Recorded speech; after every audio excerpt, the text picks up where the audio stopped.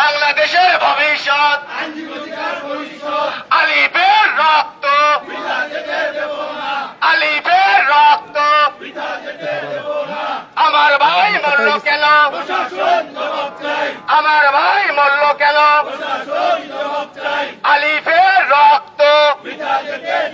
আমরা বিভিন্ন ধর্ম পেশার মানুষ, বিভিন্ন ধর্মের মানুষ, আমরা একসাথে সহাবস্থান করি।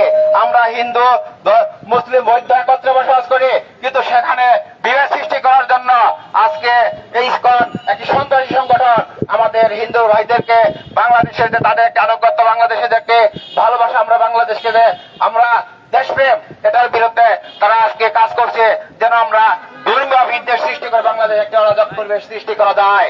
আমরা মনে করি এই হত্যাকাণ্ডের জন্য এই ইসকনকে নিষিদ্ধ করা উচিত এবং যারা যারা এর সাথে জড়িত আছে তাদেরকে চিহ্নিত করে তাদের অবশ্যই সর্বোচ্চ শাস্তি, মৃত্যুদণ্ড নিশ্চিত করা উচিত।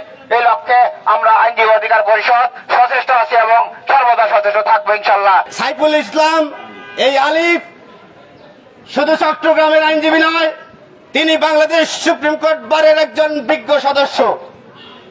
তার 2.5 বছরের একটি শিশু সন্তান আছে, আপনারা দেখেছেন কি মর্মান্তিক ভাবে, কি পশুত্তর ভাবে, নৃশংস ভাবে তাকে কোপানো হয়েছে।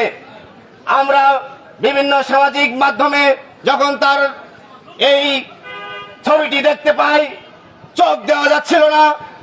আমরা বাংলাদেশ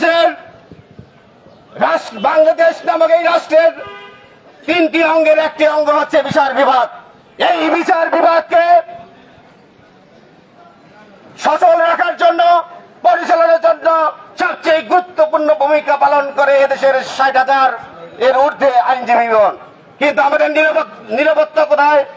আজকে আন্তর্জাতিক ট্রাইব্যুনালে স্বৈরাচার, ফ্যাসিস্ট এবং তাদের দোসরদের বিচার হচ্ছে, সেখানে যারা আইনজীবী আছে তাদের নিরাপত্তা কোথায়?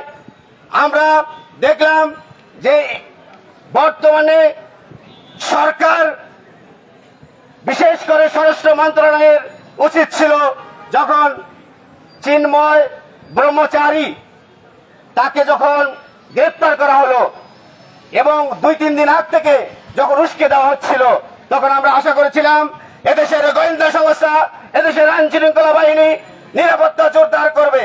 কিন্তু আমরা চট্টগ্রামে সেই দৃশ্যমান কোন নিরাপত্তা আমরা দেখতে পাই নাই।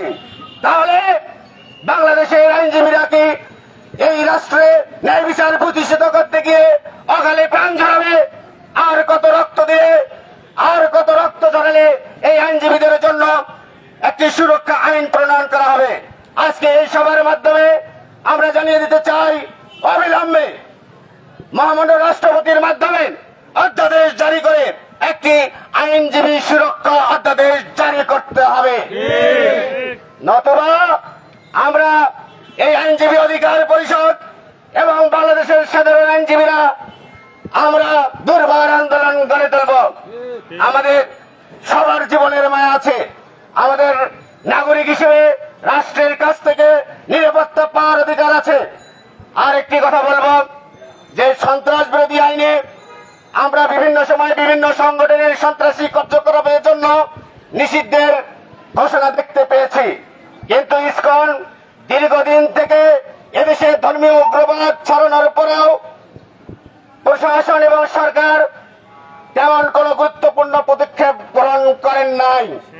আজকে আমরা এই সুপ্রিম কোর্ট চত্বর থেকে বাংলাদেশ আইনজীবী অধিকার পরিষদ এবং সাধারণ আইনজীবীগণ অবিলম্বে বাংলাদেশ থেকে পৃথিবীর বিভিন্ন দেশের মতো সন্ত্রাস বিরোধী আইনে দোষী সাব্যস্ত করে এই উগ্রবাদী ইসকনকে নিষিদ্ধ করতে হবে। যদি তা না করা হয় তাহলে বাংলাদেশের সাধারণ ছাত্র জনতা এবং সচেতন আইনজীবী সমাজ এই ইসকনকে প্রতিহত করবে। আর বক্তব্য বাড়াবো না। প্রিয় সাংবাদিক বৃন্দ, আপনারা আজকের এই আমাদের আইনজীবীদের এই আর্তনাদ, এই চিৎকার গোটা বাংলাদেশে তুলে ধরুন। এটা আমাদের অস্তিত্বের লড়াই। আমরা ন্যায় বিচার প্রতিষ্ঠিত করতে গিয়ে যদি প্রাণ হারায়, শহীদ হয়, তাহলে মনে রাখবেন এদেশে বিচার বিভাগের প্রতি মানুষের আস্থা হারাবে। মানুষ তখন যে মানুষ নিরাপত্তার জন্য, আইনি সহায়তার জন্য আইনজীবীর কাছে আসে, কিন্তু দুঃখজনক পরিতাপের বিষয় আজকে আইনজীবীদের নিরাপত্তা কোথায়?